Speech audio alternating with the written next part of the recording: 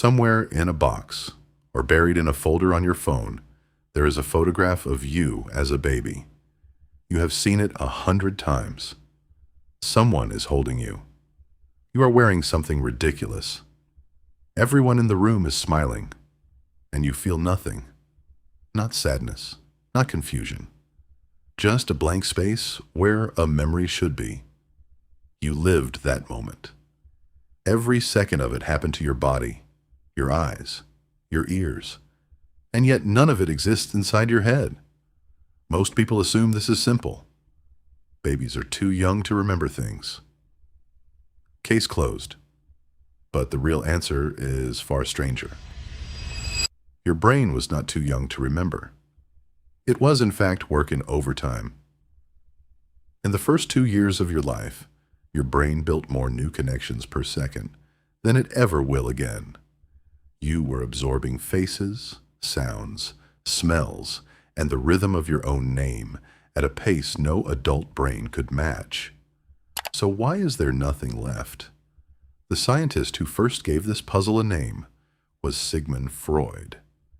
In 1899, he coined the term infantile amnesia to describe the strange fog that sits over the first 3 to 4 years of almost every human life.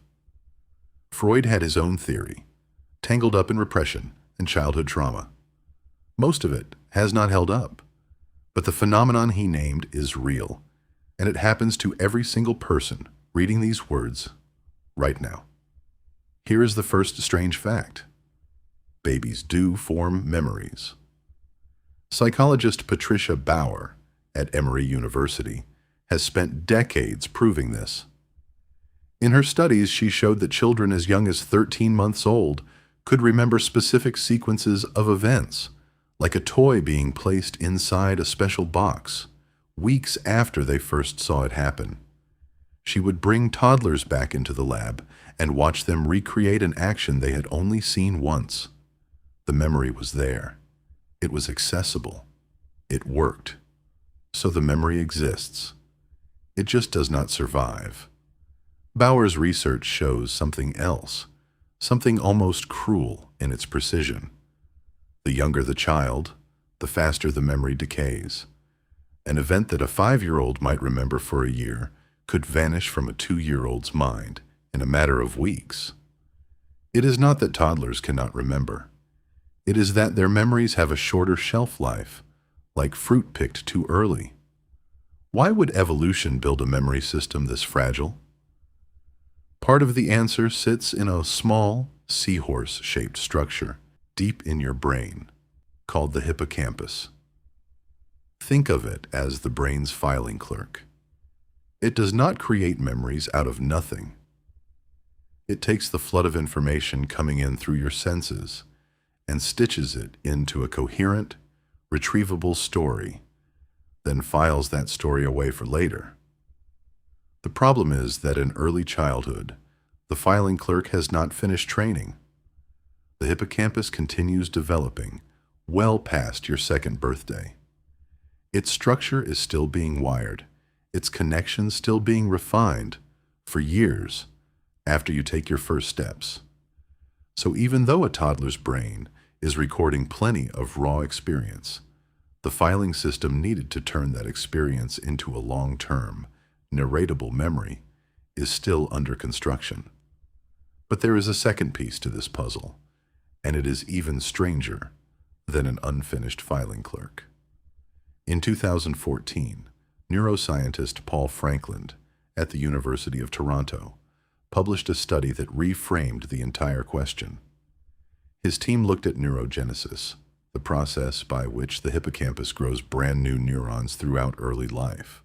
You might assume more new brain cells means a better memory. Franklin found the opposite.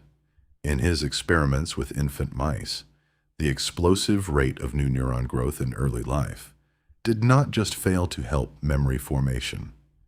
It actively disrupted it. The new neurons were wiring themselves into existing circuits, effectively overwriting the connections that older memories depended on. When Franklin's team artificially slowed neurogenesis in young mice, The mice kept memories they would normally have lost. When they sped up neurogenesis in older mice, those mice started forgetting things the way infants do. Read that again. The very same process that builds your brain in early childhood is also the process erasing your earliest memories in real time. You were not too young to remember your first birthday. Your brain was too busy building itself to let that memory survive the construction. There is a third piece here, and this one is not about biology. It is about language. Psychologist Carol Peterson at Memorial University of Newfoundland has spent years studying how children talk about their own pasts. Her research found something surprising. A child's ability to hold on to an early memory is tied closely to whether an adult helped them talk about it soon after it happened. When a parent asks a toddler detailed questions about an event, what happened first? How did that feel? What came next? The child is far more likely to retain that memory years later. Without that verbal scaffolding, even vivid experience